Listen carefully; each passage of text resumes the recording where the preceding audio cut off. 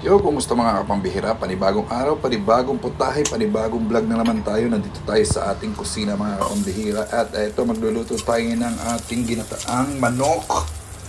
So, first step natin, syempre mag-iigisa tayo ng ating mga sangkap. Sibuyas, bawang, luya. Yan, i-strip lang natin yan ang hiwa ng luya na yan mga kapambihira. At eto, madali lang to mga kapambihira, lutuin. At eto, igisa muna natin ang ating manok. Gumamit ako dito ng wings mga kapambihira para mas madali siyang lutuin. Alright. So ito mga kalating kilong wings itong aking ginamit dito mga kapambihira. So ito, ginisa-gisa ko lang siya. Alright. So ito na ang aking recipe for today mga kapambihira. Madali lang ito. At syempre, ito ay pwede nyong gayahin, lalo na sa mga baguhan lang din nagluluto o mga bagong mag-asawa lang din. Alright, hindi puro itlog. So, ikikisa-gisa lang natin yan mga pambihira.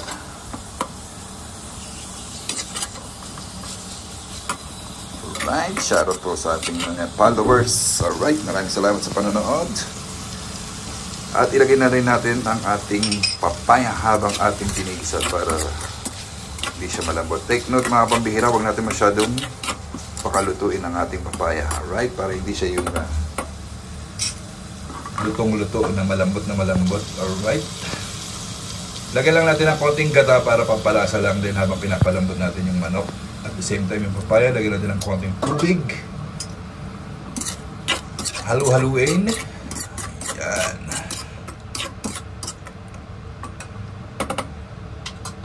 And then takpan natin.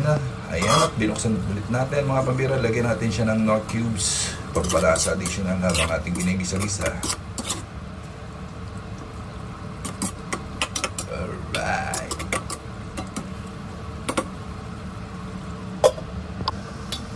So binuksan ulit natin mga pambihira. At eto na.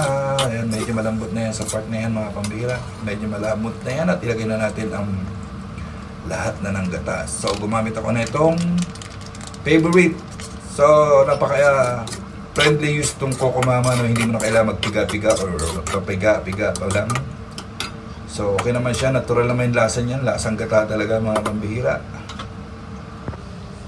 Nag-promote pa. Nilagyan natin ng asin.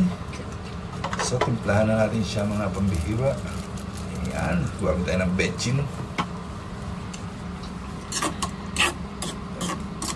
Lang natin na yan. Sa part na yan mga pambihira, medyo okay, nagsisingkin na yung lasa niya dun sa loob ng karinad. And then lagyan natin lang siya ng half cup of vinegar. Alright? Tansyahin lang natin, tansyameter. Pwede natin ilagay yung malunggay. Ayan. Alright. Kung walang malunggay, daw ng sili mga pambihira, mas masarap din. Alright? Then gumamit na ako na dito ng bell pepper at ako'y walang nabili na siling green. Alright. So, eto na mga pambihira, ang ating latest na ulam ngayon, ginataang manok with papaya. Alright, shoutout po sa ating lahat mga pambihira. Stay safe. God bless. Bye-bye. I love you all.